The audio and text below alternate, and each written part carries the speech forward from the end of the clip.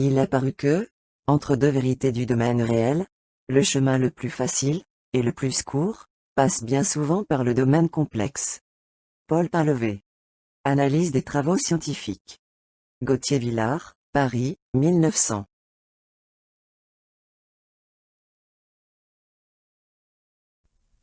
Olá, bem-vindos a MA 044. Eu sou o professor Jaime e sou o responsável pela turma A do segundo semestre de 2020. No segundo semestre de 2020, as atividades de ensino aqui na Unicamp serão realizadas de forma remota. E esse vídeo é o primeiro de uma série de vídeos que servirão de apoio a essas atividades de ensino. Ao longo deste curso, iremos gravar vídeos seguindo um roteiro que baseado na referência principal do nosso curso. O nosso curso, bom, o nome MA 044, a sigla não diz nada, né? E o nome oficial do curso também não diz muita coisa. O nome oficial desse curso é Matemática 4. Bom, isso também não diz nada, né? O nome, digamos assim, de fato, deveria ser o nome de fato desse curso, seria alguma coisa do tipo variáveis complexas e aplicações, funções de uma variável complexa, né? Algum nome, alguma dessas variações ou coisas parecidas. E a referência nossa, então, vamos falar a referência básica desse curso, que versa, portanto, sobre variáveis complexas, é o livro Variáveis Complexas e Aplicações, de Brown e Churchill. Atualmente, ele está em sua 9ª edição. Curiosamente, esse também é o livro que eu usei na minha graduação. A diferença é que eu usei a 1ª edição. E na minha época, na minha 1ª edição, esse livro tinha apenas um autor, o Churchill. Depois, com a adição do Brown, o livro, bom, não que a teoria tenha em si aumentado muito, a teoria exposta ao longo do livro. Aumentou alguns tópicos, sim, é verdade. Mas o que aumentou mais foram os problemas, exercícios, detalhes, alguns detalhes de provas, eles foram melhorados, mas enfim, o assunto é essencialmente o mesmo, e o que aumentou então o volume é essencialmente exemplos e exercícios.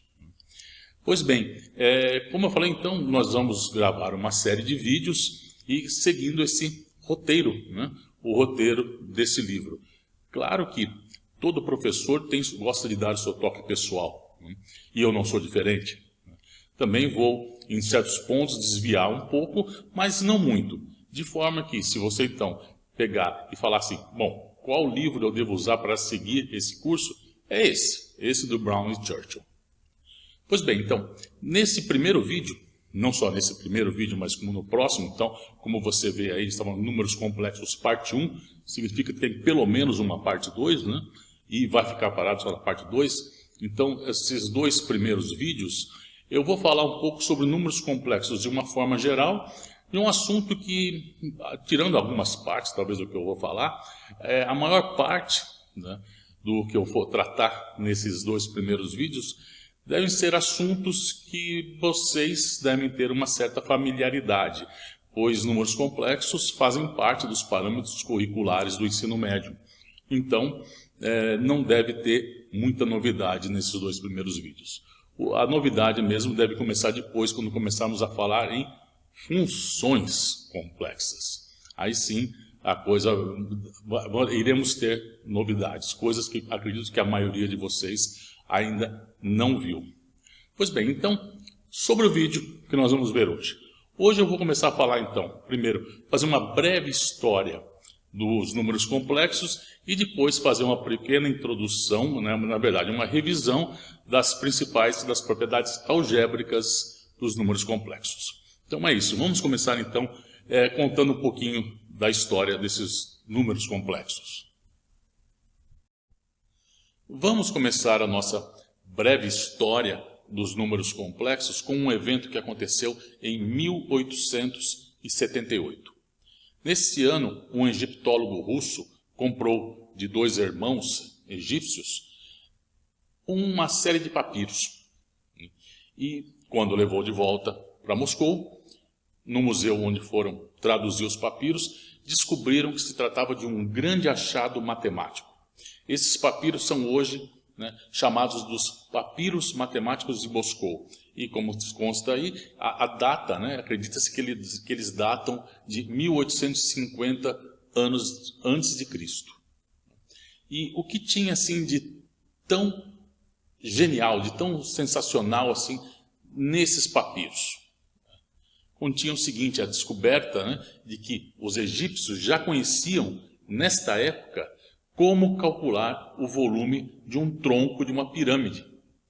Nesses papiros, você pode encontrar essa expressão, tá, para o volume de um tronco de uma pirâmide, onde nessa expressão, tá, H é a altura da pirâmide e A e B são os lados dos quadrados, do quadrado inferior e do quadrado superior. A e B, então, denotam os lados desses quadrados. Pois bem, isso é surpreendente, porque esse resultado não é uma coisa simples de ser encontrado. Você aprende a calcular isso, de uma certa forma, relativamente fácil, com o cálculo. No curso de Cálculo 1, você aprende como calcular isso. Porém, os egípcios conheciam isso em 1850 anos antes de Cristo. Isso é fantástico, né? Só que tinha um problema com essa fórmula, tá? Tem um pequeno problema nela. Essa altura H, né? Porque se você tem uma pirâmide sólida, como que você vai medir H? Ela não é diretamente mensurável, tá? A altura, como que você vai, numa pirâmide sólida, medir a sua altura? Existe em uma pirâmide uma quantidade que é muito mais facilmente mensurável, que é o comprimento da sua aresta lateral. Só que, pelo que se consta, durante todo esse tempo não se conseguiu descobrir uma relação que expressasse o volume da pirâmide usando como parâmetro o comprimento da aresta lateral. E, bom, demorou-se, né, um tempo apreciável para isso, até que a gente encontra um registro, tá, depois de Heron de Alexandria. Tá. Heron de Alexandria, acredita-se que ele era grego, apesar do nome Heron de Alexandria. Tá. Bom, provavelmente ele nasceu em Alexandria, depois mudou-se para a Grécia. Bom, isso não importa. Tá. Ele viveu nessa época, então, de 10 a 70 anos, né, acredita-se nesse intervalo aí, né, tá, ao longo desses 60 anos depois de Cristo, nesse intervalo, e ele sim expressou, tá, o comprimento da aresta lateral, que eu estou denotando aqui por C, tá, e a altura H aqui da pirâmide, uma simples aplicação do teorema de Pitágoras, né, tá, você pega, então você projeta, né, você faz a projeção da pirâmide, né, num plano aí você consegue relacionar a aresta, a projeção dela horizontal dessa aresta, e depois aí isso vai dar A menos B sobre 2, né?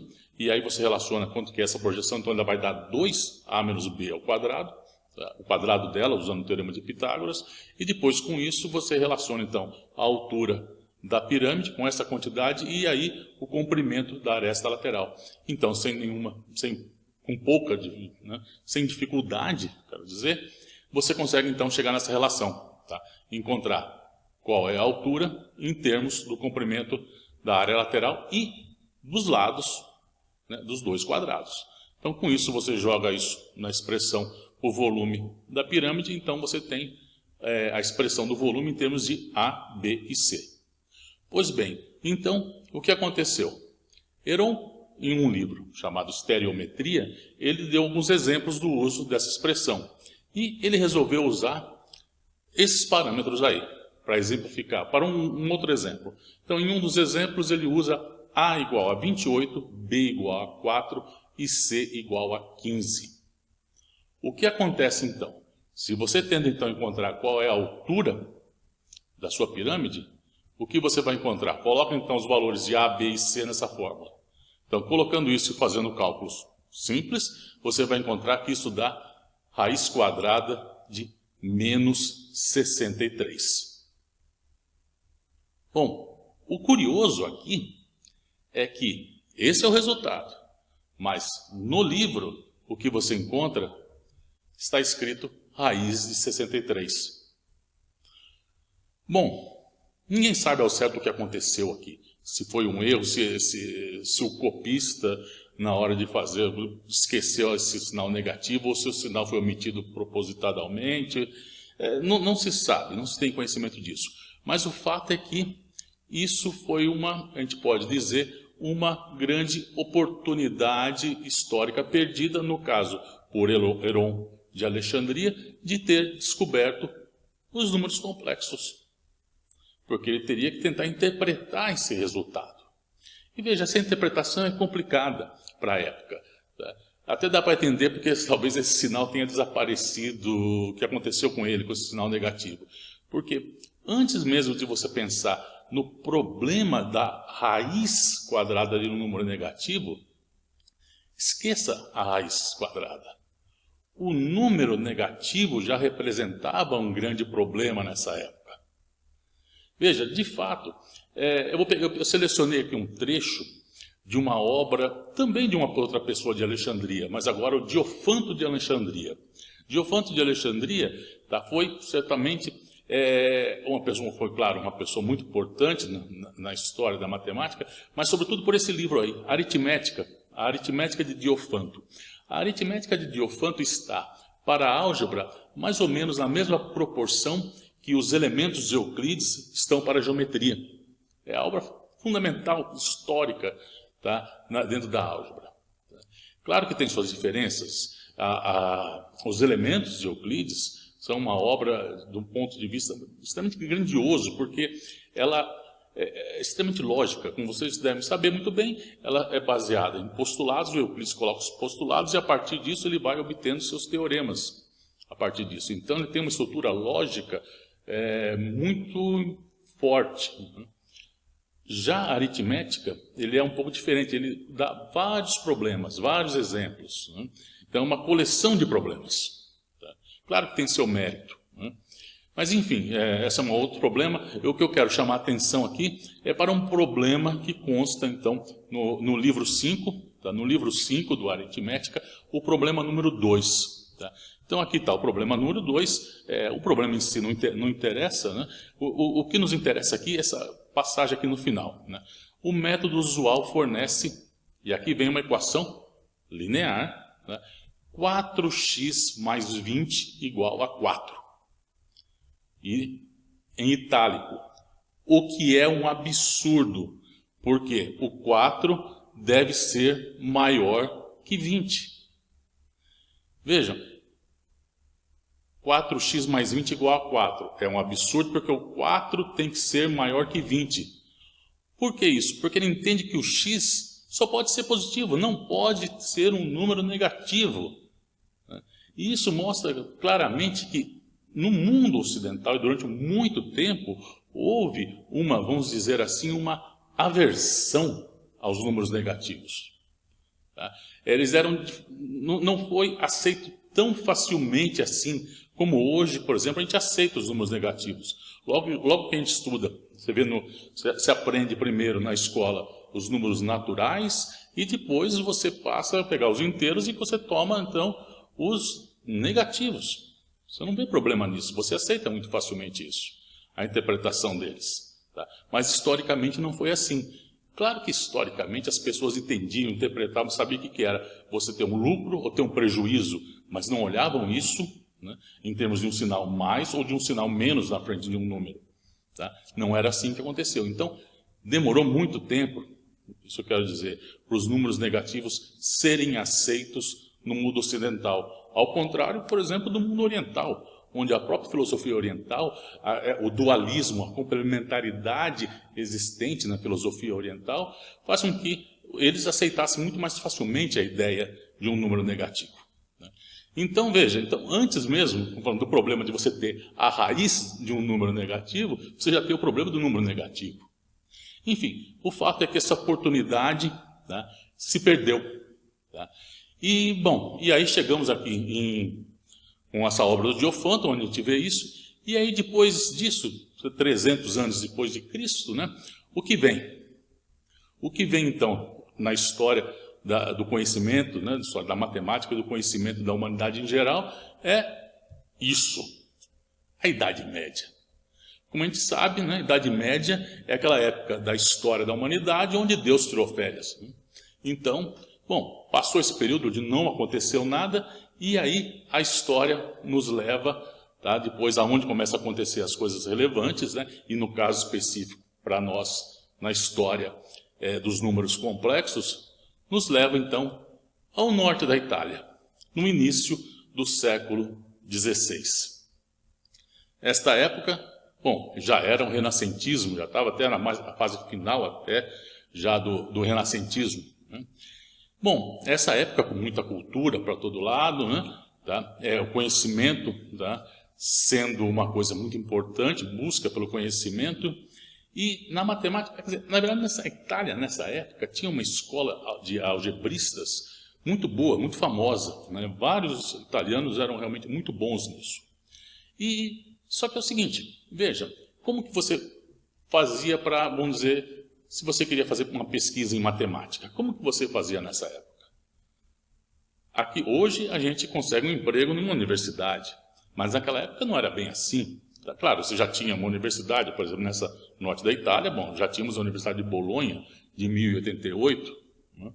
Bom, você precisava, de alguma forma, ter quem te financiasse. Claro, você poderia conseguir um emprego numa universidade, em um liceu, né?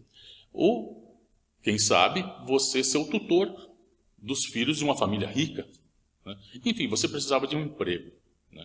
E a melhor forma de você conhecer o emprego é conhecerem a sua habilidade em matemática, no caso específico, né, de matemática.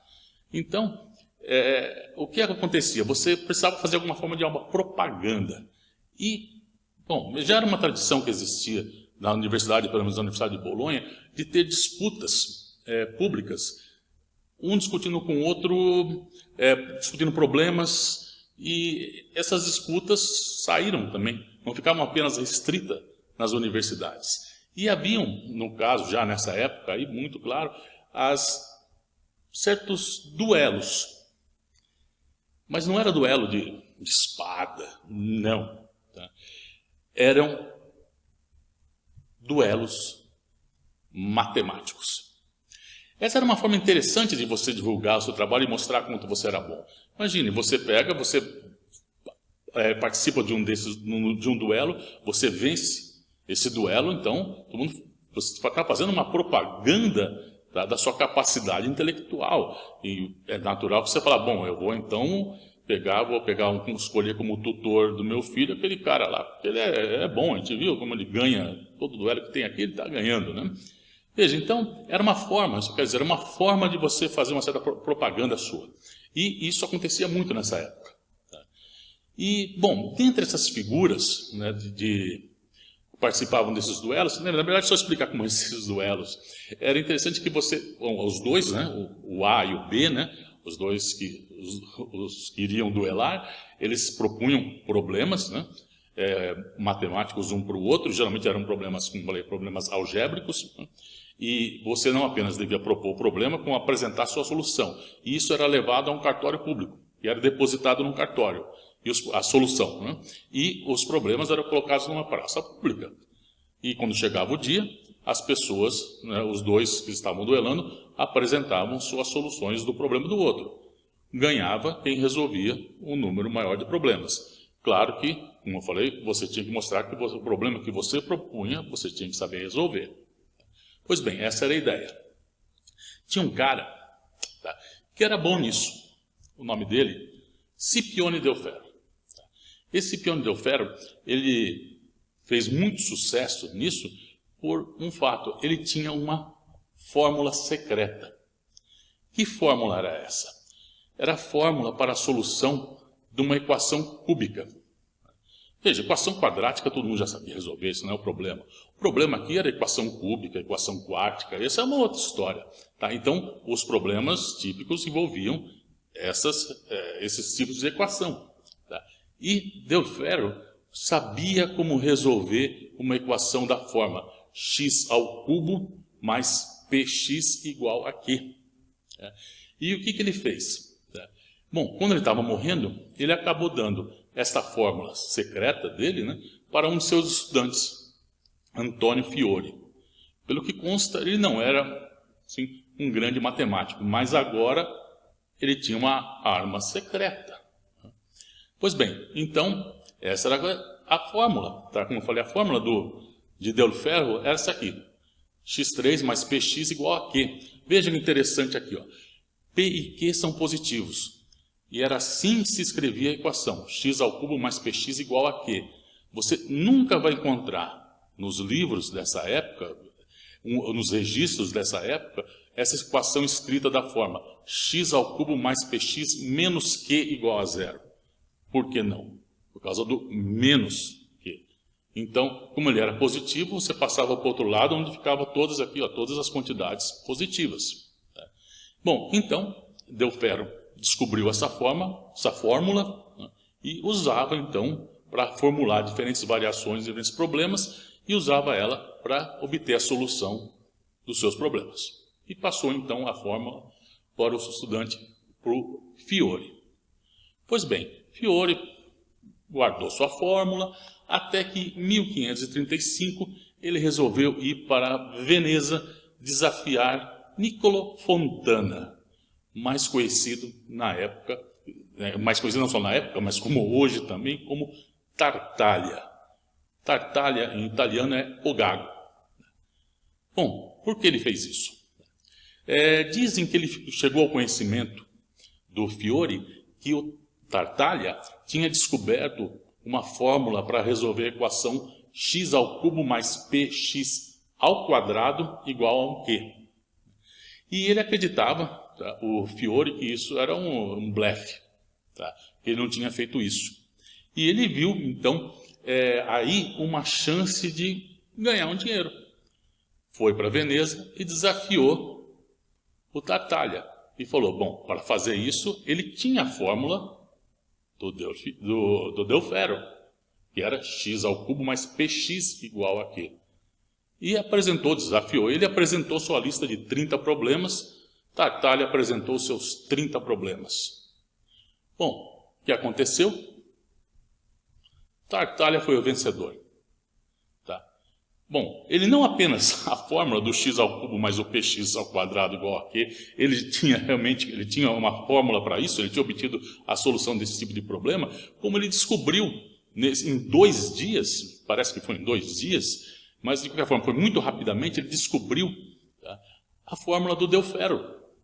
E aí ele resolveu muito facilmente, de uma forma avalaçadora, todos os problemas propostos pelo Fiore.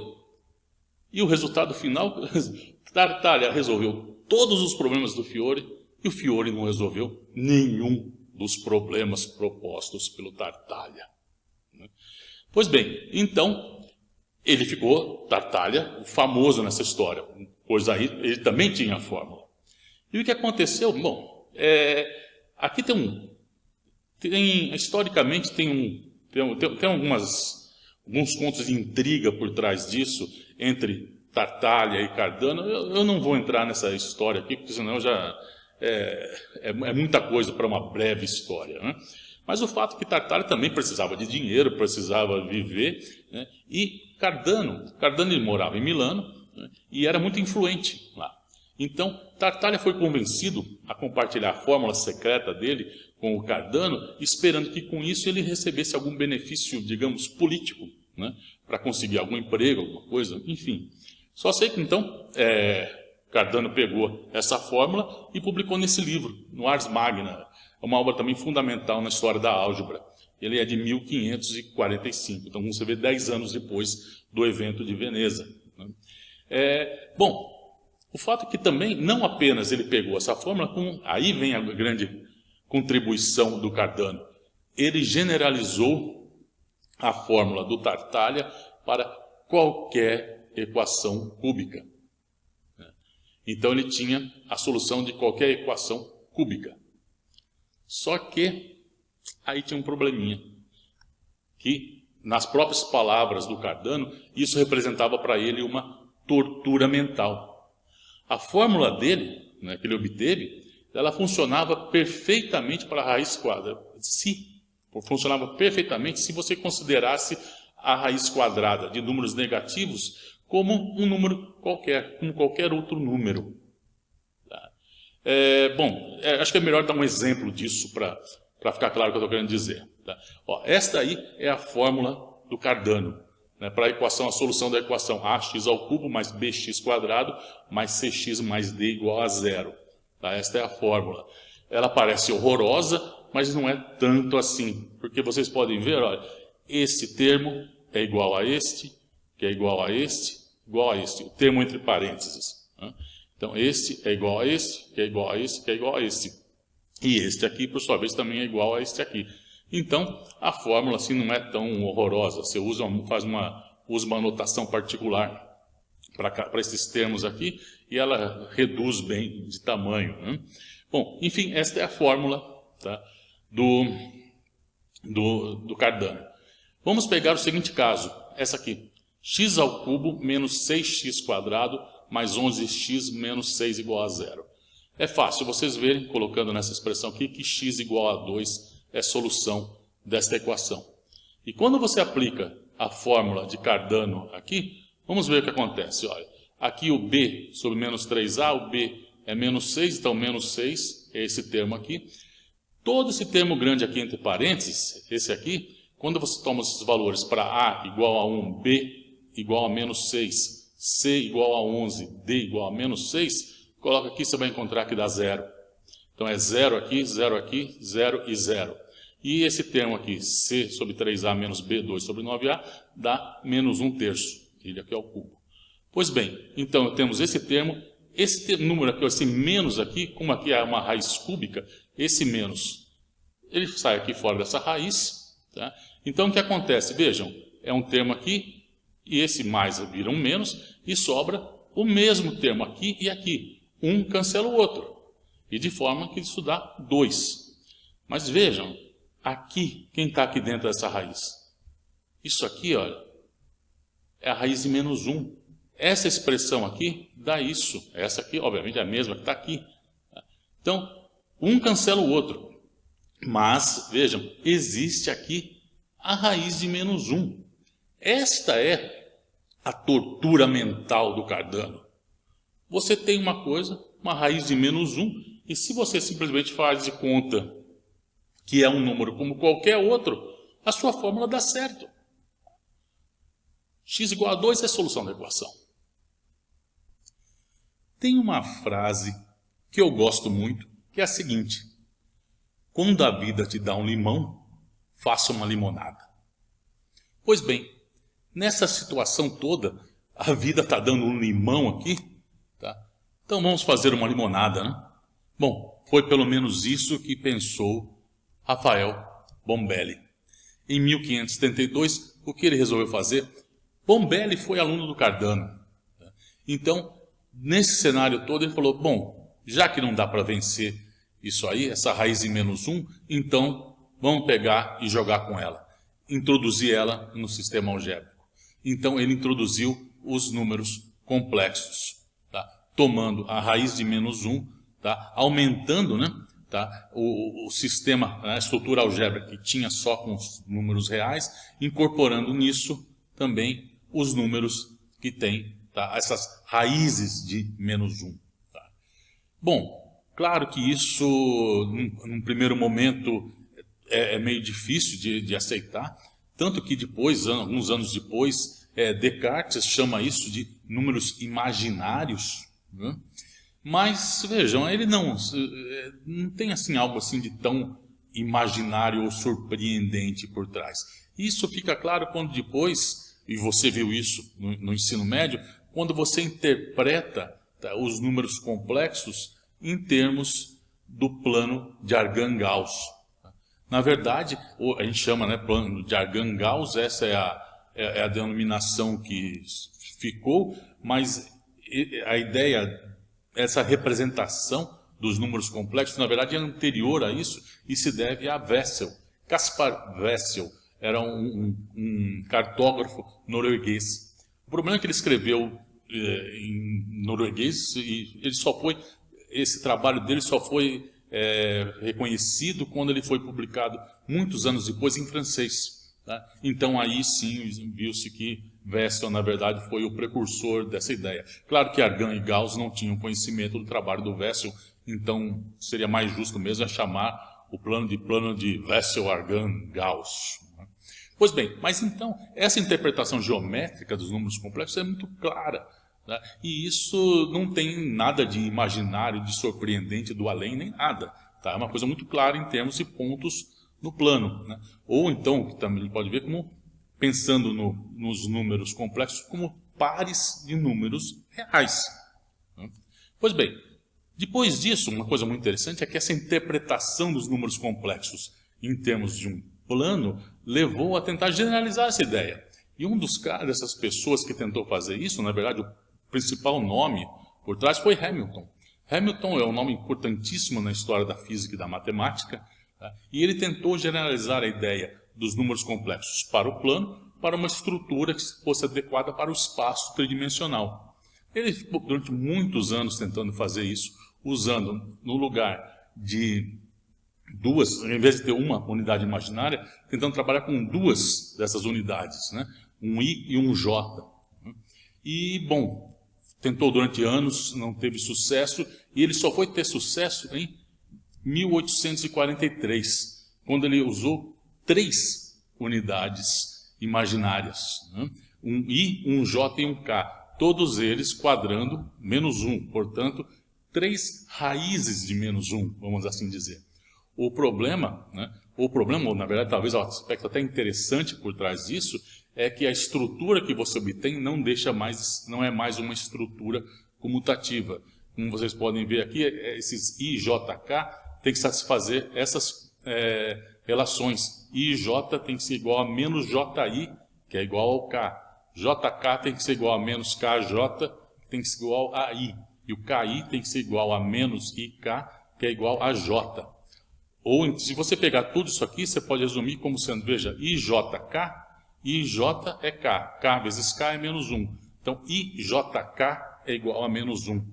Hamilton ficou tão extasiado com essa ideia que, quando ele descobriu isso, ele estava indo para uma reunião científica num domingo de manhã, e quando ele passava pela ponte veio a ideia IJK igual a -1, ele tirou o canivete e fez um ato de vandalismo científico. Escreveu na madeira da ponte IJK igual a -1.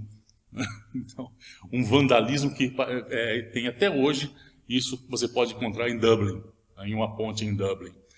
E isso aí, bom, como você tem aí 4 números, você tem a parte real e mais o I, J e o K, Hamilton deu um nome a isso de quaternos. Né? Então, quaternos entra uma generalização então dos números complexos. E, bom, a história aqui pode continuar. Tá? Então, dos quaternos você pode ter outros sistemas algébricos mais gerais, e eu não vou entrar nesses detalhes, tá? Eu vou parar por aqui. Tá? Porque, nessa altura aí, a ideia dos números complexos está mais do que bem estabelecida já na história, tá? Da ciência e da matemática em particular. Tá? E, bom, se você está interessado e quiser saber um pouco mais, eu vou parar essa história aqui. Eu acho que já não foi já nem tão breve assim, acho que eu já me estendi um pouco demais, mas se você quiser saber um pouco mais da história dos números complexos, eu recomendo esse livro aí, tá? Um Conto Imaginário, a história de Raiz de -1, Paul Nahin, tá? O livro da Princeton University Press, se eu não me engano, de 1988 ou 98, bom, não importa. Tá? Então esse é um livro muito interessante, tá? Não só, ele usa mesmo, não é só historinhas, né? É um livro para quem se interessa por matemática mesmo, é um livro para matemática. Tá? Os exemplos são, as ilustrações, as discussões envolvem matemática, então, mas é interessante, é um livro que dá para a maioria de vocês, acho que todos, dá para ler sem muito problema esse livro. Enfim, então, se você está interessado em saber um pouco mais da história dos números complexos, eu recomendo esse livro aí. O que nós vamos agora fazer é rever, tá, um pouco da estrutura dos números complexos. Tá? Vamos então passar a isso. Vamos rever um pouquinho dessa estrutura dos números complexos, aproveitando como já sabemos que eles estão associados, né, com pares de números reais com pontos no plano, no plano, tá? Vamos lá. Vamos começar a nossa revisão das principais propriedades algébricas dos números complexos com a representação deles, né, com a identificação do número complexo com um ponto do plano cartesiano. Então aqui eu tenho esse ponto, eu vou chamá-lo de Z, e aqui então os pares de números reais x e y, né, e x, né, então Z, que será nosso número complexo, x é dita a parte real, né, desse número complexo, eu vou denotá-la por RE, a real de Z, a parte imaginária y, eu vou denotar por IM, imaginário de Z, né, essa é a parte que isso é y, então essa é a identificação do número complexo com um ponto do plano, e, pois bem, desse fato, a gente sabe naturalmente, você já aprendeu isso já nos seus primeiros cursos, que o plano, né, o par de números reais, né, ele tem uma estrutura natural de espaço vetorial. Né? Então, dentro dessa estrutura de espaço vetorial, significa que você pode somar, né, dois desses pares de números, né, você pode somá-los, como também você pode multiplicá-los por um outro número real. Né? Então, e aqui é a forma que você faz isso. Então, se você tem x1, y1, x2, y2, naturalmente você tem a soma, então, nesse caso que são os meus dois números complexos, né, a soma dada por essa expressão. Você soma cada uma, você soma as partes reais e você soma aqui as partes imaginárias. Pois bem, e quando você multiplica por um outro número real aqui, você multiplica então cada uma dessas suas componentes, né, por esse número. Pois bem, essa estrutura, tá, de espaço vetorial. O que faz com que essa estrutura nossa, os números complexos, sejam diferentes, é que eles têm também uma multiplicação desses números. Tá? Então, aí já é uma coisa a mais. Tá? Aí que eu tenho uma álgebra. Tá? Eu tenho, então, um produto desses dois números, tá? De Z1 e Z2. Tá? Essa é a coisa a mais. Tá? Eu tenho Z1 e Z2, e aí eu defino um produto, então, produto Z1, Z2, Z1.Z2, que a gente vai denotar simplesmente por justaposição, Z1, Z2. Então, esse resultado disso é um outro elemento desse conjunto. Pois bem, produtos, aí eu posso definir vários produtos diferentes. A questão é quais as propriedades que serão satisfeitas por esse produto. Eu quero inventar um produto, eu quero ter um produto desses dois números aí, Z1 e Z2, cujas propriedades sejam as mais desejáveis, né? E que a gente tem de propriedades desejáveis. Ora, por exemplo, associatividade, ninguém gosta de ficar trabalhando com parênteses. O ideal seria você sumir com parênteses e multiplicar. Tanto faz se você pegar de 3 caras, você multiplica os dois primeiros e depois com o segundo, você multiplica os outros dois e depois multiplica com o primeiro. Tanto faz a ordem. Então você quer definir um produto que satisfaça isso. Isso não é simples. Não é qualquer produto que você vai inventar que vai satisfazer isso. Você também certamente vai querer um produto que satisfaça a propriedade de distributividade. Você tem uma soma, aí você vai fazer o produto. Você sabe fazer o produto de um, produto com o outro. E você também, já que a soma é um outro número, na mesma estrutura, você também sabe fazer produto com essa soma. Você quer que o produto com a soma seja igual à soma de cada um dos produtos. Propriedade de distributividade. Você vai querer que isso seja satisfeito. Não é óbvio que qualquer produto vai satisfazer isso. Você certamente também vai querer, tá, que esse produto tenha um inverso. Também não é óbvio que qualquer produto que você definir vai satisfazer isso. Tá? E também, por exemplo, a comutatividade. 1 vezes o outro é igual ao outro vezes o 1. Né? Então, isso está longe de ser uma coisa simples, né, de acontecer. Então, no caso dos números complexos, tá, então, a definição com boas propriedades não é trivial. No caso dos números complexos, o produto Z1, Z2, desse par de números reais, é definido dessa fórmula aqui. Dessa forma. Então, x1, y1 vezes x2, y2, a parte real desse novo número, o resultado desse produto, a parte real é x1, x2 menos y1, y2, e a parte imaginária é essa aqui. Tá? Então, veja, bom, essa forma aqui, ela é meio ruim de lembrar se você for usar desse jeito. Tem uma forma mais simples de fazer isso. Tá? Então, acho que ninguém vai conseguir ficar lembrando aquilo, uma hora ou outra pode errar de sinal. Então, tem uma forma mais simples, que é a forma que a gente está acostumado a lidar com isso, tá? Que consiste em pegar, então, esse número xy, vamos escrever usando aqui as propriedades, aqui ainda, unicamente as propriedades de espaço vetorial. Ora, então, xy é x0 mais 0y, e por sua vez, isso é x vezes 1, 0, mais y vezes 0, 1. E aqui agora eu vou usar uma nova notação. Esse 1, 0 aqui, eu vou denotar por esse 1 em negrito um pouco diferente aí, para diferenciar esse desse aqui. E esse outro aqui, 0, 1, eu vou denotar por i.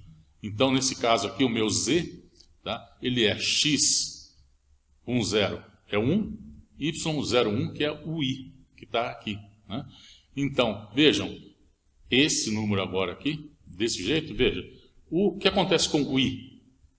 I é 0,1 vezes 0,1. Usando essa definição aqui do meu produto, ele é 0, é x1, x2 menos y1, y2. Então, 0, 0 vezes menos 1, menos 1 vezes, menos 1 vezes 1.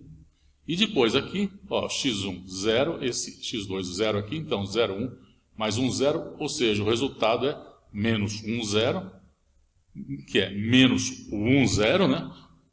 E isso aqui é o meu 1, aquele que eu chamei de 1. Então, i quadrado é igual a menos 1. Opa, é o que a gente esperava, né? Então, dessa forma, para simplificar ainda um pouco mais a notação, este 1 aqui, como para efeito prático aqui, ele é como se fosse aquele 1, né, real. Né?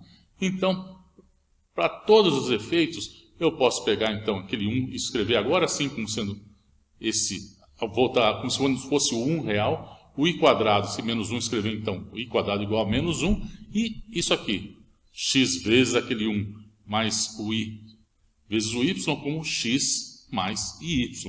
Então, essa é a notação que a gente está acostumado. Né? Então, dessa forma, fica muito mais simples fazer a operação de multiplicação. Z1, Z2, então ele é x1 mais y1 vezes x2 mais y2. Agora eu uso propriedade de distributividade, x1 vezes x2, aqui x1 mais y2, está aqui, y1, x2, i quadrado, y1, y2, i quadrado é igual a menos 1, e aí a gente tem a expressão por produto, como vocês podem ver aqui, e aqui é o resultado, é o esperado. Tá? Então, realmente é muito mais fácil trabalhar dessa forma aí. Bom, a soma. A soma, ela satisfaz, por ser a propriedade de uma soma ser uma característica do espaço vetorial, ela é associativa, existe o elemento neutro, tá? É o zero, né? Existe o inverso aditivo, como a gente sabe muito bem, e também é comutativo. Agora, esse produto que a gente introduziu, tá? Ele tem uma coisa também, suas propriedades. Então, não é difícil ver que o produto que nós introduzimos, acabamos de definir, que ele é associativo, tá? Ele tem um elemento neutro, que é o 1, 0, é o par 1, 0, que eu estou escrevendo simplesmente como 1. Né? Existe o inverso aditivo, se Z não for nulo, e isso a gente vai mostrar daqui a pouquinho, tá? Isso sempre existe, e também satisfaz a propriedade de comutatividade. Além disso, também, a multiplicação distributiva em relação à soma. Tá? Bom, a estrutura algébrica que satisfaz essas 9 propriedades aí, da P1 até a P9, é um corpo. Tá? Então, esse é um chamado corpo, certamente como vocês já viram no começo, acho, no curso ou de álgebra linear, ou de geometria analítica, enfim, ou provavelmente no curso mesmo de cálculo 1, quando foi introduzido o cálculo 1, a estrutura dos números reais foi falado que você tem os números reais formam um corpo. E os números complexos também. Desse ponto de vista algébrico, uma grande diferença entre os números reais e os números complexos é que os números reais formam um corpo ordenado. Os números complexos formam um corpo. Tá? Não é um corpo ordenado. Tá? Bom, mas isso é uma questão para um curso de álgebra. Vamos deixar para lá isso. Bom, como eu falei, vamos mostrar que você tem um inverso. Tá? Então, quem é esse inverso? Z a menos 1. Tá? Veja, Z a menos 1 tem que ser tal que Z a menos 1 tem que ser igual a Z a menos 1, Z igual a 1. Tá? Então, se Z é x mais IY, Z a menos 1 é U mais IV. Vou chamar ele de U mais IV e eu tenho agora que fazer o quê? Encontrar quem é U e V. Tá? Então, é isso que eu preciso fazer agora. Bom, como que eu vou fazer isso? Vamos pegar e usar aqui a propriedade. Tá? Vamos multiplicar esses números. Então, qual é o resultado desse produto? Esta aqui. Tá? Então, aqui é a parte real e aqui é a parte imaginária. E isso aqui tem que ser igual a 1. Ora, 1 é um número real, não tem parte imaginária nenhuma. Então, essa expressão aqui, ela é um sistema, na verdade, um sistema de duas equações. Tá? Onde uma equação qual que é? XU menos YV igual a 1, e a outra XV mais YU, que é a parte imaginária disso aí, igual a 0. Então é isso. Então, isso aqui, na verdade, se decompõe em um sistema de duas equações reais. Tá? Duas equações só envolvendo variáveis reais. Qual a solução disso? Bom, isso aqui eu só estou escrevendo isso na forma matricial, tá? Porque agora a gente vê facilmente o seguinte: para encontrar U e V, que é a que eu quero na minha solução U e V, para que isso tenha solução, o determinante dessa matriz aqui, a matriz dos coeficientes desse sistema, o determinante dessa matriz tem que ser diferente de 0. Tá? Então, quando isso acontece, U e V são dados por essa expressão. O determinante dessa matriz, como vocês podem ver, é x vezes x quadrado, menos y vezes menos y. Então, é x2 mais y2, que é o que está aqui no denominador. Então, a condição, quando x2 mais y2 é diferente de 0, tá? Então, você encontra o inverso desse z. E o inverso, então, é dado por essa expressão. x2 mais y2 igual a 0 tem como solução apenas x igual a y igual a 0. x2 mais y2 igual a 0 não tem jeito. Tá? A única solução para isso ser igual a 0 só se x for igual a y igual a 0. Ou seja, só se z for igual a 0. Tá? Bom, então, nesse caso, nosso inverso z a menos 1 é x menos y sobre x2 mais y2. Outro exemplo. Z vezes W igual a 0. Tá? Quando que isso tem solução? Isso acontecendo para qualquer Z complexo. Z vezes W igual a 0 para qualquer Z. Qual a solução desse problema aí? Pois bem, a solução disso, como que a gente faz? Como fizemos no caso anterior. Pegamos, resolvemos esse produto, escrevemos ele na forma de um sistema de equações e encontramos a solução. Então, Z vezes W é x mais IY vezes U mais IV. Isso tem que ser igual a 0. Isso aqui é o produto, igual a 0, ou seja, agora, tanto as duas partes, a parte real aqui tem que ser igual a 0, como esta parte imaginária tem que ser igual a 0. Ora, para que isso aqui, agora isso aqui, na forma, usando matrizes, é essa expressão, e para isto aqui ter solução não trivial, tá? Quer dizer, para que minha solução UV seja diferente da solução trivial 0, 0, porque 0, 0 obviamente é solução disso, para que eu tenha a solução não trivial, o determinante daqui tem que ser igual a 0. Tá? Então, solução não trivial, se e somente se o determinante for igual a 0. Ora, x2 mais y2, isso só acontece, então, se z, para z diferente de 0, a única solução aqui, tá, que eu tenho, tá, possível, é w igual a 0. Porque se eu quero qualquer um, para qualquer um, então, não tem jeito. Né? Então, o que eu tenho que ter? Tá? W tem que ser igual a 0. Isso é uma coisa interessante, tá? Porque isso mostra que os números complexos formam uma coisa chamada álgebra de divisão. Tá? O que é uma álgebra de divisão? É quando você tem z vezes w igual a 0 para qualquer z dentro dessa álgebra sua, isso implica que esse w, então, tem que ser igual a 0. Tá? Então, nesse caso, a gente vê os números complexos formam a álgebra de divisão. E isso, para isso é fundamental. Por exemplo, o que aconteceria se eu pegasse aqui, ó, Se o produto dos números complexos fosse definido não com esse sinal negativo aqui, esse aqui, ó, XU menos YV. Se eu tivesse escolhido um produto XU mais YV, vamos supor que eu tivesse escolhido isso, tá? Eu ia ter uma estrutura algébrica que seria associativa. Verdade, seria uma estrutura associativa. Tá? Tente fazer um exercício para você ver. Você vai ver que isso é uma coisa associativa. Tá? Então você fala, opa, legal, né? Mas isso aqui não ia ser verdade. Tá? Uma estrutura com isso aí, essa estrutura tem nome. Tá? Você pode encontrar isso com, bom, diversos nomes. Números hiperbólicos, números duplexos, números de Lorentz. Tem uma certa variação nisso.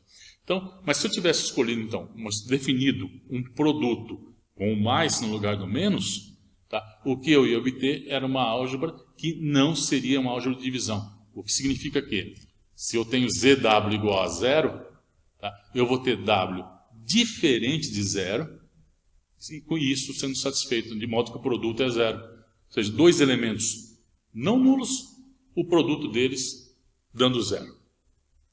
Então, isso não acontece com os números complexos. Isso não acontece. A subtração de dois números complexos é definida de uma forma óbvia, né? Ela é Z1 mais, aqui, o inverso aditivo do outro número, do Z2, né? Tá? Então, é definido dessa forma. E a divisão, Z1, Z2, é igual a Z1 vezes Z2 a menos 1. E aqui o Z2 a menos 1 pode estar, como a gente colocou aí, à direita do Z1 ou à esquerda, porque o produto, como eu falei, o produto de números complexos, ele é comutativo. Então, a ordem aí onde está um ou outro, tanto faz. Então, para a gente ver a expressão aqui para essa divisão, bom, a gente já viu, a gente já sabe calcular Z2 a menos 1, né? Tá? Então, mas vamos fazer isso, Z1 sobre Z2, sem usar, a gente já calculou o Z a menos 1, tá? Em algumas páginas, né, atrás, mas é mais fácil a gente pegar aqui e dividir isso aqui diretamente, fazer esse cálculo usando um pequeno truque que vai ser muito útil, que é muito útil. Né? Então, quem é Z1? Z1 é x1 mais y1. Quem é Z2? É x2 mais y2. Ok. Agora, o que eu vou fazer? Eu vou multiplicar em cima e embaixo, aqui eu tenho o numerador e o denominador. Vou multiplicar numerador e denominador por esse número aqui. x2 menos y2. Então, ele em cima e embaixo. Por que isso? Daqui a pouco a gente vai ver. Tá? Por que isso aí? Tá? Mas vamos deixar isso para daqui a pouco. Vamos só agora mostrar o milagre. Né? Então, aqui está. Eu estou multiplicando então. Veja, eu vejo quem está no denominador, onde era x2 mais y2. Então, é esse cara que está aí. Agora eu vou multiplicar numerador e denominador por x2 menos y2. Bom, o que acontece? Então, bom, aqui eu só escrevi agora, deixei eles dentro da mesma fração. E agora, usando a expressão do produto, que a gente conhece já, então, está aqui, numerador, faço o produto do que está aqui em cima. E o interessante está aqui no denominador. Tá? Então, a parte real, x2 vezes x2 ao quadrado, y2 com y2. Aqui eu tenho i com menos i. Ora, i com menos i, se i quadrado dá menos 1, i com menos i dá 1. Então fica sinal positivo aqui, y2 ao quadrado. E aqui eu tenho x2, y2 com menos i, então ó, menos x2, y2, e aqui y2, x2, mais y2, x2. Ora, notem, é o mesmo termo, um cancela o outro. Tá? Então aqui no denominador aparece apenas um número real, x2 mais y2, e que é diferente de zero. Tá? Porque eu estou supondo que quem está no Z2, bom, que eu não vou... O primeiro mandamento da matemática é não dividirás por zero. Tá? Seja ele dos reais ou dos complexos, né? Um par aí, 0, 0. Não faça isso. Então, está aí x2, y2, e aqui eu tenho, então, o resultado, tá, da minha divisão. O resultado da minha divisão é esse número que está aí. Tá? Essa aqui, a parte real, é isso dividido por x2 mais y2, e a parte imaginária é isso aqui dividido por x2 mais y2. nós definimos o módulo ou valor absoluto de um número complexo e denotamos por essa barrinha aqui, né, essas barras verticais, né, barra Z e a barra aqui, né, como sendo a raiz quadrada de x² mais y². Então esse aí é definido como sendo o módulo ou o valor absoluto de um número complexo. Consequências dessa definição aqui, consequências imediatas disso, né? Bom, elevando isso aqui ao quadrado, então o módulo ao quadrado é x², que é a parte real, né, ao quadrado, mais a parte imaginária ao quadrado. E daí, como consequência, bom, um número é sempre menor ou igual ao seu módulo. Tá? Sempre acontece isso, né? E, portanto, e daqui, olha, real ao quadrado mais imaginário ao quadrado é igual a z². Portanto, apenas a parte real, ela é menor ou igual a z². Para cá, real, para dar z² tem que somar a parte imaginária ao quadrado. Portanto, a parte real ela é menor ou igual, a eventualidade da imaginária ser zero, é menor ou igual a z². Então, real de z, o módulo, né? Quando você toma então a raiz quadrada, então a raiz de um número ao quadrado é o módulo desse número. Então, eu tenho essa desigualdade. Parte real de z é menor ou igual ao módulo da parte real de z, e como consequência disso aqui, isso é menor ou igual ao módulo de z. A mesma coisa, é claro, vale aqui para a parte imaginária. A parte imaginária é menor ou igual ao módulo dela, e por sua vez menor ou igual ao módulo de z. Bom, veja, aqui é uma coisa importante e interessante. Você pode dizer que você tem dois números complexos, que o módulo de um deles é menor do que o módulo de outros. Isso você pode falar, mas você não pode falar, não faz sentido dizer que o módulo, tá, de um número, quer dizer, desculpe, que um número complexo, Z1, é menor do que Z2. Então, dados dois números complexos, você pode falar que o módulo de um deles é menor do que o módulo do outro, mas não que um deles é menor que o outro. Tá? Isso não faz sentido você dizer isso. Tá? Você não tem essa relação, como falei, de relação de ordenação. Os números complexos não formam um corpo ordenado. Tá? Então, você não tem como dizer isso quando um número é menor do que o outro. Tá? Já o módulo, sim. Tá? Já o módulo você pode falar isso.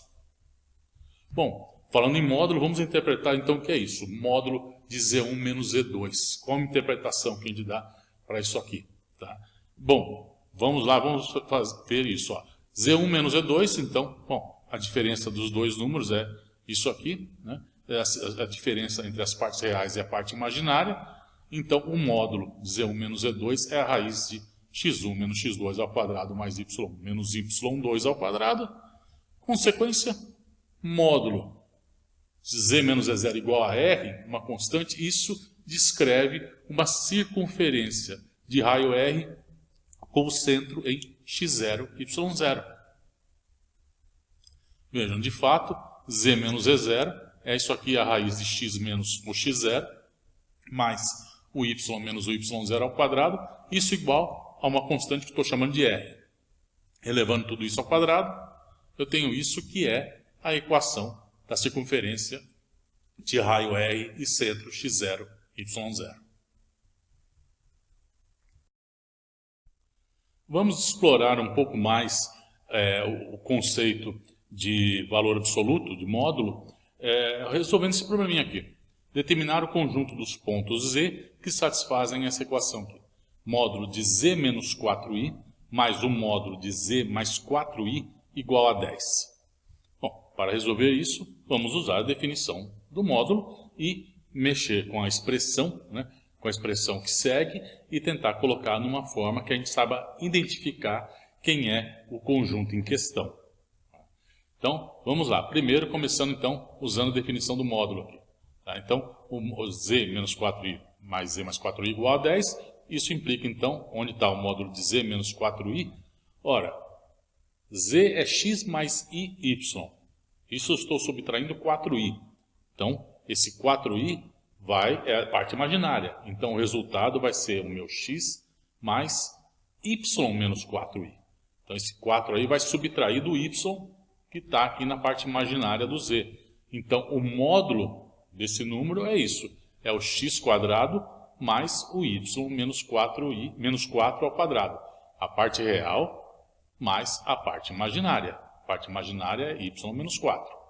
Da mesma forma, aqui, a parte real é x e a parte imaginária do número que resulta dessa soma aqui é y mais 4. Portanto, o módulo é a raiz quadrada de x quadrado mais y mais 4 ao quadrado. Isto igual a 10. Bom, e agora, o que eu faço?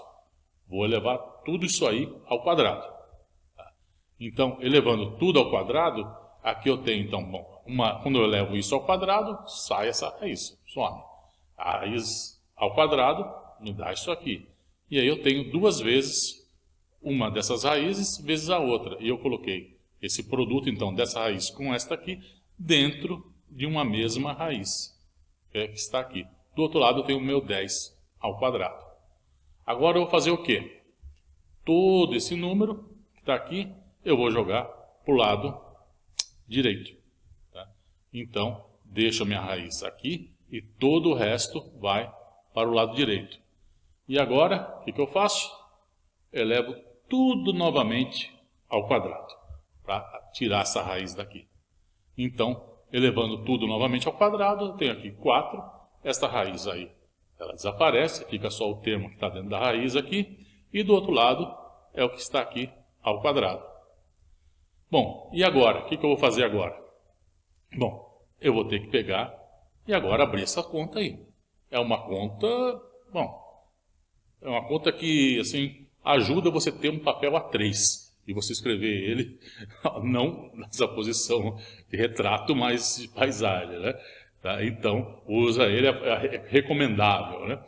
Mas várias coisas vão simplificar aqui, tá? Por exemplo, vejam, aqui eu tenho 4x² com esse x². O que vai me dar? 4x à quarta. Ok. Do outro lado, eu vou pegar toda essa expressão aqui e elevar ao quadrado. Então, eu vou ter cada um desses termos que está aqui dentro vai ao quadrado, e eu vou ter os termos cruzados, né? 2 vezes um vezes o outro, mais 2 vezes esse, e assim por diante. Tá? Vejam, aqui não tinha 4x à quarta? Quando eu elevar esse termo aqui ao quadrado, o que eu vou obter? 4x à quarta, que vai cancelar. Um vai cancelar o outro. Outro caso, 4x² com y mais 4 ao quadrado. Então, 4x² y mais 4 ao quadrado. Olha aqui, quando eu levar isso aqui ao quadrado, eu vou ter o termo cruzado. 2x² com y mais 4 ao quadrado, e o termo cruzado, ele tem um 2 ainda. Então, o termo cruzado aqui vai ficar 2 vezes 2x² vezes y mais 4 ao quadrado, que é o mesmo que estava na esquerda. Ele cancela. A mesma coisa, y menos 4² com x² com esse termo cruzado aqui. Enfim, vão acontecer vários cancelamentos. Então, depois de você cancelar bastante coisa, o que você vai obter? Você vai obter isso aí. Inacreditável, né? Parece que é uma mágica, mas não é. É só cancelamento. Então, bom, você vai obter esse resultado aqui e dividindo todo mundo por 3.600, né? Você vai obter 3.600 por 400 dá 9, 3.600 por 144 dá 25. Ora, e você reconhece isso aqui como sendo, a gente sabe, a equação de uma elipse com os semi-eixos. Raiz do 9, que é 3, e aqui 25, a raiz dele, que é 5. Tá? Então, uma raiz com o semi-eixo, um deles é 3, ao longo da direção x, e o semi-eixo 5 ao longo do eixo y. Tá? Então, temos uma elipse.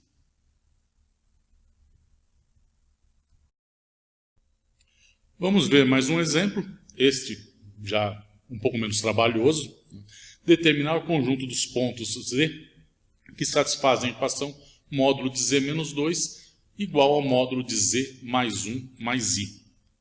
Pois bem, então a estratégia é a mesma que fizemos no caso anterior. Então aqui, z menos 2, o módulo disso aqui. Esse menos 2, ele subtrai o x da parte real, né, o x da parte real do z. Então o módulo disso aqui é o meu x menos 2, a parte real ao quadrado, e o y ao quadrado. E aqui, esse 1, ele soma ao x da parte real do z. Esse mais i aqui soma-se com o i e y, né? Então, a parte real desse número é x mais 1 e a parte imaginária é y mais 1. Então, o módulo dele é raiz de x mais 1 ao quadrado mais y mais 1 ao quadrado. Agora eu elevo tudo ao quadrado, então eu vou ter essa expressão aqui. E agora, abro isso aí, elevo quem está aí ao quadrado.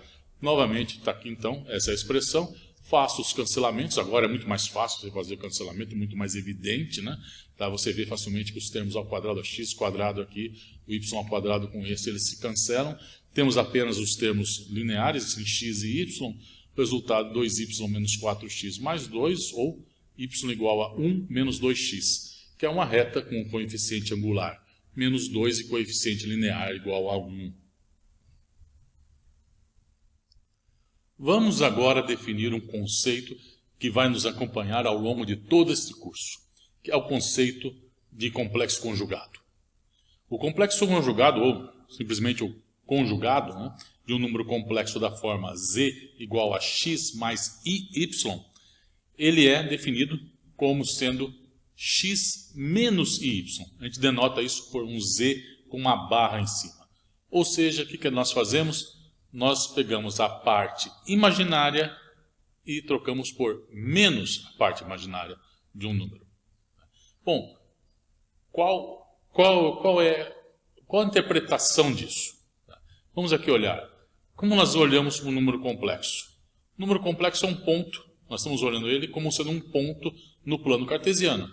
Então, nesse caso, se eu estou pegando a parte imaginária dele e passando y para menos y, o que eu estou fazendo? Se aqui é y, menos y está aqui. Ou seja, eu estou pegando o número complexo que eu tenho, fazendo a reflexão, tá, desse número ao longo do eixo real. Tá? Então, imagino aqui um espelho ao longo do eixo real, toma a reflexão desse número ao longo desse espelho. Quer dizer, então aqui é a imagem, né, que você tem, a imagem especular desse número, se você pensar aqui que você tem aqui um espelho ao longo do eixo x. Então é a reflexão ao longo, aqui, a reflexão ao longo desse eixo. Aí, né? Pois bem, algumas consequências dessa definição. Por exemplo, o conjugado de um conjugado é o próprio número. Porque se eu pego y e passo para menos y e faço isso de novo, menos y é y. Então, complexo conjugado duas vezes é o próprio número. O módulo do complexo conjugado de um número é igual ao próprio módulo desse número. De fato, o que é o módulo do número? x2 mais y2, parte real ao quadrado, mais parte imaginária ao quadrado. Raiz de tudo isso. Né? Ora, parte imaginária ao quadrado ou menos a imaginária ao quadrado é a mesma coisa. Tá? Então, tanto z como seu complexo conjugado tem o mesmo valor absoluto. Outra coisa, também é elementar isso, né? O complexo conjugado de uma soma é a soma dos complexos conjugados de cada número, assim como com o produto. Tá? Isso aqui também é elementar, você vê isso aí. É interessante, tá, você usar o complexo conjugado para expressar a parte real e imaginária do número. E essas expressões aí são, de fato, bem úteis. Você pode expressar, então, a parte real de um número complexo como sendo metade do número complexo mais o seu complexo conjugado. De fato, o complexo conjugado pega a parte imaginária e leva em menos ela, então, na hora que eu somo, a parte imaginária cancela. Tá? E como tem duas vezes a parte real, eu divido por esse 2 aqui. Tá? Então, número mais o seu complexo conjugado, né, metade disso é a parte real. E a subtração do número com o seu complexo conjugado vai me dar i vezes a parte imaginária, então divido por um i aqui, né, por 2i, né, porque aparece ela duas vezes, para dar a parte imaginária desse número. E uma outra expressão muito útil, tá, é essa aqui. Tá? O módulo ao quadrado de um número complexo, o valor absoluto dele ao quadrado, é igual a ele vezes o seu complexo conjugado. Isso aqui é elementar você calcular isso aqui. Faz esse produto, z vezes o complexo conjugado de z. Duas linhas, você vai ver que isso aí vai dar x2 mais y2, que é o módulo do z ao quadrado. Então essa é outra expressão muito útil, tá? E que vai nos acompanhar ao longo desse curso. E finalmente, para terminar o vídeo, esse nosso primeiro vídeo, temos um resultado muito importante. Coloque importante nisso. Tá? Nós vamos usar bastante isso aí. Tá? É a chamada desigualdade triangular. Você já viu a desigualdade triangular envolvendo números reais? No seu curso de cálculo 1 você viu isso. Tá? O que nós temos agora é que a desigualdade triangular, aquela desigualdade triangular que você viu para os números reais, também vale para números complexos. Então, aqui para quaisquer números complexos Z1 e Z2, nós temos que o valor absoluto, módulo da soma desses dois números complexos, ele é menor ou igual que a soma do módulo de cada um deles. Então, esse é um resultado muito útil e muito importante. Existem variações desse resultado, que é até fácil a gente ver. Duas, vamos falando aqui, consequências imediatas dessa desigualdade aqui são essas duas. Tá? O módulo de Z1 mais Z2, ele é menor ou igual que o módulo do módulo de Z1 menos módulo de Z2. Tá? E o módulo aqui de Z1 menos Z2 é maior ou igual que o módulo do Z1 menos o módulo de Z2. Na verdade, essas duas são a mesma desigualdade, né? Tá? Porque basta eu trocar aqui Z2 por menos Z2, e aqui aparece o módulo, só que o módulo de Z ou o módulo de menos Z é a mesma coisa. Então, essas duas desigualdades aqui são a mesma. Né? Então, essa também nos será útil. Né? De fato, essa aqui é essa de cima disfarçada, né? Basta a gente usar esse pequeno truquezinho aqui para ver que, na verdade, é a mesma coisa. Né? Veja só, onde está Z1, eu posso escrever que Z1 é igual a... Eu vou somar e subtrair Z2. Então, ó, somo Z2 e subtraio Z2. Ó, eu tenho Z1, vou somar e subtrair Z2. Somo Z2, subtraio Z2. Só que agora, aqui eu uso a desigualdade triangular. Então, isso aqui é menor ou igual que o módulo do Z2, está aqui, e aqui o módulo de Z1 menos Z2. Tá? E agora, daqui, passo essa expressão, esse Z2 para o outro lado, então eu tenho que o módulo de Z1 menos Z2, isso aqui, ó, a desigualdade maior ou igual que Z1 menos o Z2. Por outro lado, eu podia ter feito a mesma coisa com Z2. Tá? Então, se eu fizesse com Z2, somo e subtraio Z1, tenho isso aqui, aplico a desigualdade triangular, ora, então ela vai ser o módulo do Z1 menor ou igual que o módulo de Z1 mais o módulo do Z2 menos Z1, faço a mesma coisa, pego esse Z1, passo para o outro lado, então Z2 menos Z1, módulo disso, fica sendo maior ou igual que Z2, módulo do Z2 menos o módulo de Z1. Ora, essas duas desigualdades aí, eu posso escrevê-las na mesma forma, simplesmente aqui me botando o módulo aqui das duas. Né? Porque colocando aqui o módulo, eu tenho essas duas desigualdades aqui. Né? E, bom, e a prova? A prova de quem? Da desigualdade, claro, da nossa desigualdade triangular aqui. Como que a gente vai provar isso? Vamos lá. Aqui eu tenho Z1 mais Z2 ao quadrado. Pois bem, como que é isso? Quanto que é isso? Bom, x1 mais x2 mais y1 mais y2 ao quadrado, isso é, então, o quadrado da parte real mais o quadrado da parte imaginária. E agora eu vou fazer o quê? Vou pegar essa parte aqui, tá? E vou abrir essa expressão. Vamos desenvolver isso aqui. Ó. Isso dá o quadrado do primeiro, produto, o termo cruzado, o x2 ao quadrado, e aqui é a mesma coisa. O y1 ao quadrado, o 2 vezes y1 mais y2, mais o y2 ao quadrado. Pois bem, agora, x1 ao quadrado mais y1 ao quadrado, isso é o módulo do Z1. x2 ao quadrado mais o y2 ao quadrado é o módulo do Z2. Então, esse é o módulo do Z1, o módulo do Z2 e o termo que sobrou. 2 vezes x1, x2 mais 2 vezes y1, y2. Que está aqui. Agora a pergunta, quem é esse cara? x1, x2 mais y1, y2. Qual a interpretação desse cara? Pois bem, vamos lá. Z1 Z2. Z1 vezes o módulo, desculpe, Z1 vezes o complexo conjugado de Z2. Tá? Quanto que é isso?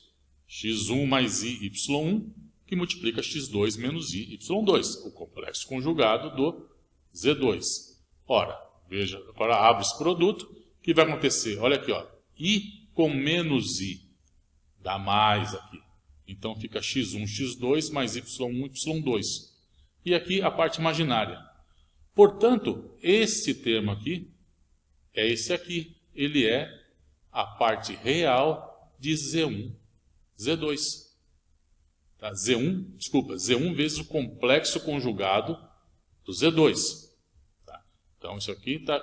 Então, duas vezes, está o 2 aqui, e esse termo, a parte real de Z1, complexo conjugado do Z2. Está aqui. Tá? Agora, desigualdade que a gente já conhece. Parte real de um número, ele é menor ou igual que o módulo dessa parte real. Quer dizer, na verdade, um número é menor ou igual que o seu módulo. O número em questão é parte real do Z1, Z2. E também vimos, então, que o módulo da parte real, do número complexo, é menor ou igual que o módulo desse número complexo. O número complexo aqui é Z1, Z2. Z1 complexo conjugado do Z2. Então, o módulo disso é menor ou igual que Z1 complexo conjugado do Z2. Agora, o módulo de dois números, né, é o módulo de um vezes o módulo de outro. Então, aqui, módulo do Z1 vezes o módulo do complexo conjugado do Z2.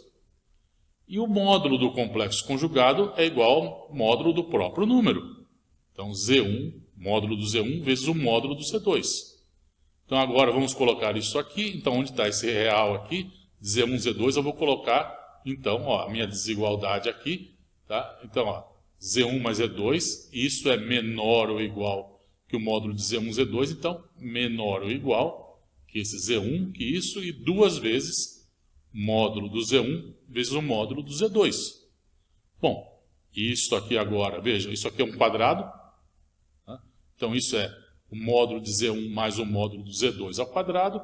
E agora, o que eu concluo? Vejam, módulo de Z1 mais Z2 ao quadrado menor ou igual que o quadrado de Z1 mais Z2.